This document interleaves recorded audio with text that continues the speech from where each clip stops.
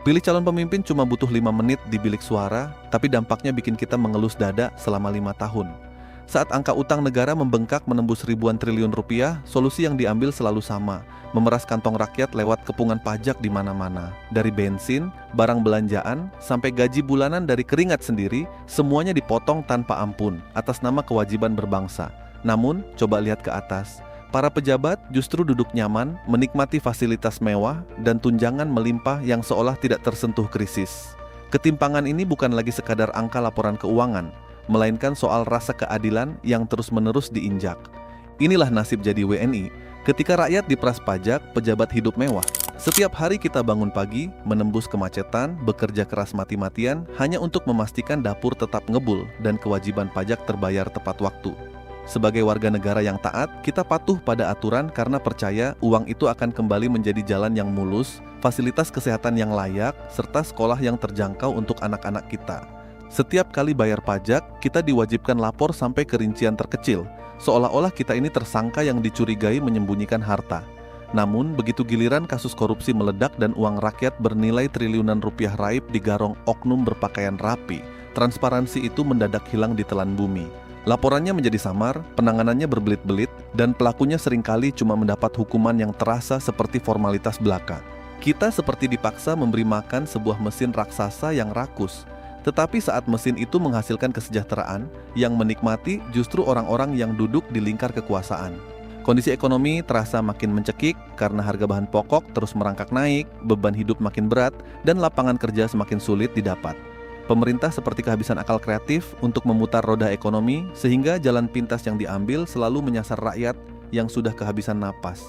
Pajak pertambahan nilai dinaikkan, segudang iuran baru diciptakan, dan pengetatan anggaran dilakukan di sektor-sektor publik yang sangat dibutuhkan masyarakat.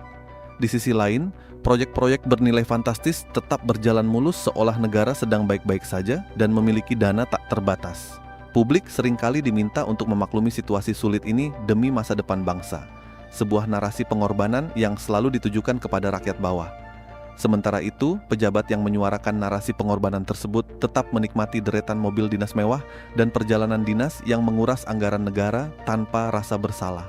Sistem demokrasi yang kita jalani seolah terjebak dalam lingkaran setan yang polanya selalu berulang dari satu pemilu ke pemilu berikutnya. Menjelang pemilihan umum, para calon pemimpin datang mengetuk pintu rumah warga dengan senyum manis dan deretan janji-janji manis yang membuai. Tak jarang, suara rakyat dibeli dengan lembaran uang Rp50.000 atau paket sembako murah yang nilainya tak seberapa. Bantuan singkat itu cuma bertahan sehari 2 hari untuk menyambung hidup. Tetapi konsekuensi dari pilihan tersebut harus dibayar mahal selama 5 tahun berturut-turut. Saat surat suara sudah dicoblos dan kursi kekuasaan sudah dimenangkan, rakyat kembali dilupakan dan hanya diingat saat tagihan pajak jatuh tempo. Suara kita hanya berharga sebagai tangga untuk mengantarkan mereka menuju puncak, lalu setelah sampai di atas, tangganya ditendang begitu saja. Masalah utang negara yang menumpuk bukan lagi sekadar bahasan teoretis para ekonom di ruang seminar yang jauh dari realita kehidupan. Utang itu nyata, bunga utangnya harus dibayar setiap tahun menggunakan uang hasil pajak yang kita setorkan dari sisa-sisa pendapatan kita. Ketika pembayaran bunga utang mengambil porsi sangat besar dari anggaran pendapatan dan belanja negara, maka anggaran untuk subsidi, pendidikan, dan kesehatan rakyat terpaksa dipangkas. Artinya, secara tidak langsung, anak cucu kita sudah menanggung beban finansial bahkan sebelum mereka lahir ke dunia ini. Ketiadaan efisiensi dan kebocoran dana akibat praktik korupsi yang masif makin mempercepat akumulasi utang yang tak terkendali ini. Kita berada di dalam perahu yang sama, tetapi ketika perahu ini bocor, rakyat di dek bawah sibuk menimba air sendirian, sementara penumpang di kabin VIP tetap santai menikmati pemandangan. Seringkali kita merasa skeptis dan bertanya-tanya, apakah memang beginilah takdir sebuah negara berkembang yang tidak pernah bisa keluar dari masalah dasarnya? Kita diajarkan untuk selalu bersyukur dan menerima keadaan, tetapi bersyukur bukan berarti kita harus menutup mata terhadap ketidakadilan yang merajalela. Mengkritik kebijakan pemerintah yang tidak berpihak pada rakyat bukanlah tindakan membenci negara, melainkan bentuk kepedulian tertinggi agar bangsa ini tidak makin terperosok. Ketika kontrol publik melemah, kekuasaan akan cenderung sewenang-wenang dan menganggap pajak rakyat sebagai hal yang biasa untuk dihambur-hamburkan. Realita pahit ini harus terus dibicarakan agar kita tidak terbiasa dengan kebohongan dan ketidakadilan yang dikemas secara rapi menggunakan bahasa-bahasa resmi pemerintah. Ketimpangan sosial yang makin melebar ini memberikan pelajaran berharga bahwa kesejahteraan tidak akan pernah diberikan secara cuma-cuma oleh sistem yang korup.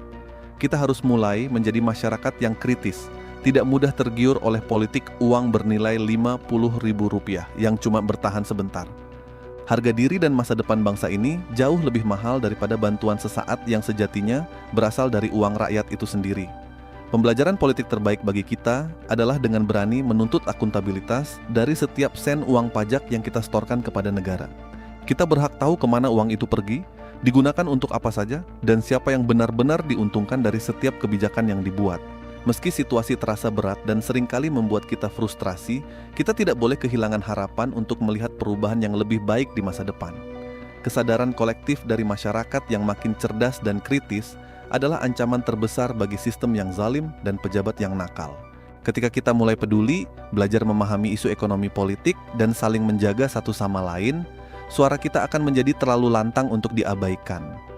Kita adalah pemilik sah republik ini, bukan para pejabat yang masa jabatannya dibatasi oleh waktu dan aturan. Tetaplah bekerja keras untuk keluarga kita, jaga kesehatan mental dan fisik, serta terus tingkatkan kapasitas diri agar kita tidak mudah diperdaya oleh narasi-narasi manis yang menyesatkan. Namun, menyadari realita pahit ini bukan berarti kita harus pasrah dan menyerah pada keadaan. Kesadaran adalah langkah pertama menuju perubahan, dan keberanian untuk tetap kritis adalah benteng terakhir pertahanan kita sebagai warga negara. Kita tidak boleh membiarkan ketidakadilan ini menjadi hal yang biasa atau dianggap maklum hanya karena sudah berlangsung lama. Tetaplah menjadi masyarakat yang cerdas, berani mempertanyakan kemana aliran uang pajak kita pergi, dan menuntut keterbukaan dari mereka yang telah kita beri mandat kekuasaan. Jangan pernah menjual suara dan masa depan kita hanya demi janji manis-manis sesaat, karena harga diri bangsa ini jauh lebih mahal dari itu semua. Tetap semangat dalam berjuang mencari rezeki yang halal, jaga kesehatan diri serta keluarga, dan mari kita terus saling menguatkan di tengah situasi yang tidak mudah ini. Jika narasi ini mewakili perasaan kalian, jangan ragu untuk menyukai video ini, bagikan kepada kerabat agar makin banyak yang terbuka matanya, dan klik tombol berlangganan untuk terus mengawal isu-isu penting bersama. Terima kasih sudah menyimak, mari kita terus menjaga akal sehat dan bersuara demi mewujudkan keadilan yang sejati. Terima kasih sudah menyimak perbincangan dan pemikiran mendalam ini sampai selesai sebagai sesama warga negara yang merindukan keadilan. Jika kalian merasa narasi ini mewakili apa yang selama ini mengganjal di dalam hati kalian, jangan ragu untuk menyukai video ini dan bagikan kepada teman-teman atau keluarga agar makin banyak orang yang terbangun kesadarannya. Jangan lupa juga untuk klik tombol berlangganan agar kita bisa terus berdiskusi dan berbagi perspektif kritis lainnya di saluran ini. Mari kita terus saling menguatkan, menjaga akal sehat, dan bersuara demi masa depan yang lebih adil bagi kita semua.